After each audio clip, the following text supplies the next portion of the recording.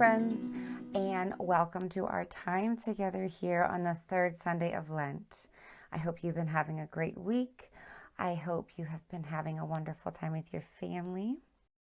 And let's have a wonderful time today. We're going to flip things around, and we are going to start our opening prayer with the prayer we've been using at the end of our We Time lately, the adorable rhyming prayer. So we're going to start with that one today. Let's find our space. Take a breath. Close your eyes. Bow your heads and repeat after me. Be with us, Lord, through Lenten days. Be with us, Lord, in work and play. Be with us, Lord, through day and night. Be with us, Lord, till Easter shines bright. Amen. Thank you, friends. So today, there's a really, really big topic to our stories in our lesson today, and they are rules. And you're probably thinking, oh, Miss Chris, there are so many rules. Why do we have to keep talking about them? Well, this kind of rules are, I think, like the rules. Like the biggest ones of all time. Do you think you know what rules I'm talking about? If you do, hold that thought. We are going to listen to a story about a man named Moses, and about how he came up with these rules we're going to talk about. Okay, so let's take a listen, and we'll talk about those rules after our story. The Israelites were God's people. They were living in Egypt, where they were slaves. They worked very hard, and they were tired and sore. They prayed to God to set them free. God told Moses to rescue these slaves. After Moses helped the Israelites escape from Egypt, God led them through a wilderness to the land of promise. They were camping at the bottom of a mountain called Mount Sinai. There was a cloud covering Mount Sinai. Moses climbed to the top of the mountain, and God spoke to him there. God said, "Moses, I have some important rules for the Israelites. These commandments will help my people know how to live in loving ways with me and with one another. These rules will help you and the rest of the Israelites know how to live in peace as my people." God wrote the commandments on stone tablets for Moses to take to the people. Did you guess the right ones? They were the 10 Commandments. Those are the big rules. Have you heard of them? I bet. Now, I don't know about you, but sometimes the wording of these 10 Commandments could be a little bit confusing. We don't usually explain things the way that they may have that long ago when these rules were written. So let's kind of unpack each one and find a way to make them understandable for us. Are you ready? Great. Okay, I'm going to kind of play this little back and forth thing where you're going to hear me say the first commandment, and it's going to appear right here. And then what it really means to us, it's going to appear right over here. So that way we can see what it says, tell what it means. Okay, here we go. The first commandment says, "Thou shalt have no other gods before me." What does that mean? That means there's one God, and one God to listen to. Not 2, not 5, not 20, just one.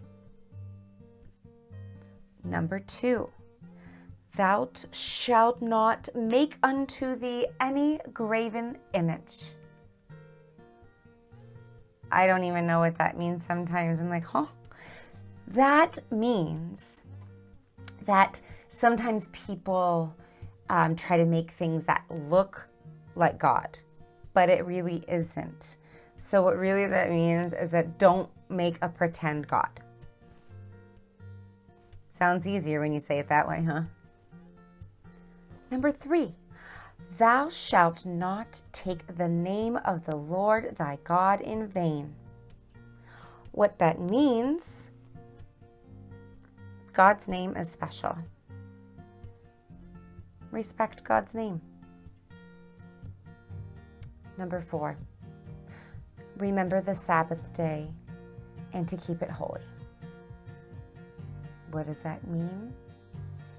That means to remember to take time to rest and focus on God. We're doing that right now. Number 5, honor thy father and thy mother. That's pretty easy. You know what that means? Respect mom and dad.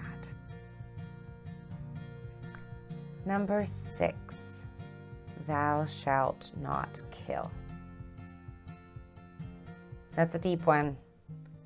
All that means is that do not take anyone's life away. Do not hurt or harm people on purpose, ever.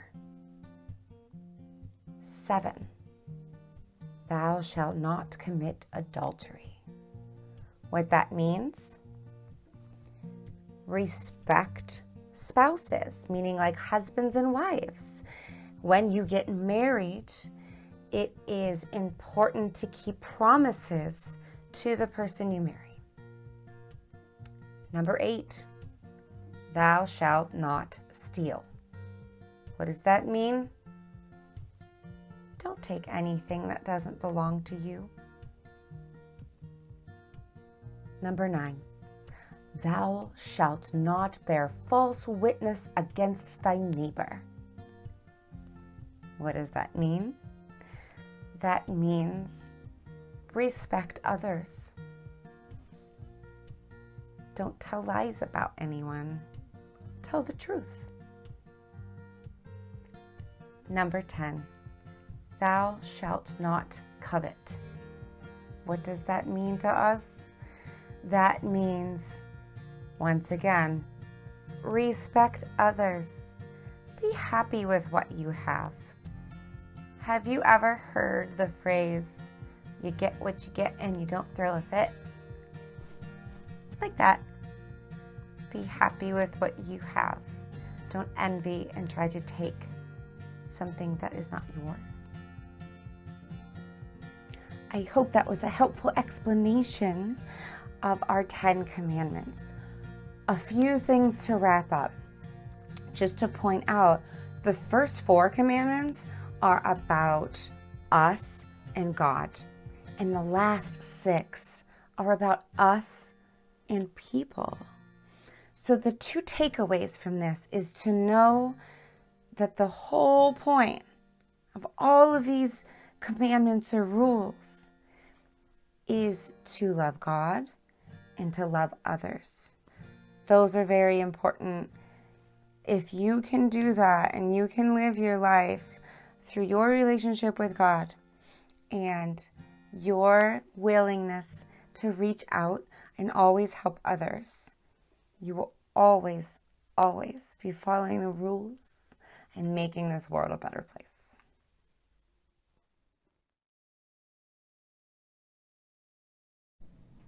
Gracious and loving God, help me to grow in understanding your 10 commandments and making them part of my life. Amen. I hope you have a fantastic week. Do good for yourself. Take some time out for yourself. Do good to others. Take some time out to help others. Sometimes helping is just a simple little hug to say, I love you. I hope you have a pleasant week, and we will see you on our 4th Sunday of Lent. Thanks, friends.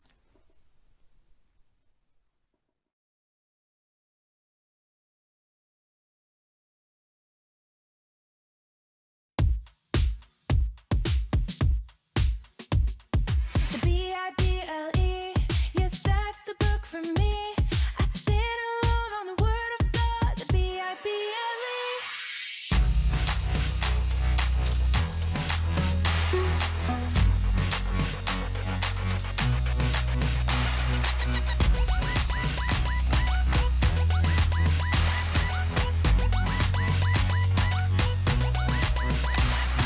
The Bible, yes, that's the book for me. I stand alone on the Word of God. The Bible. The Bible, yes, that's the book for me. I stand alone on the Word of God. The Bible. Read it backwards, read it forwards, read it backwards. I for your insides, for your outsides, for your insides. A make you brave, make you bold,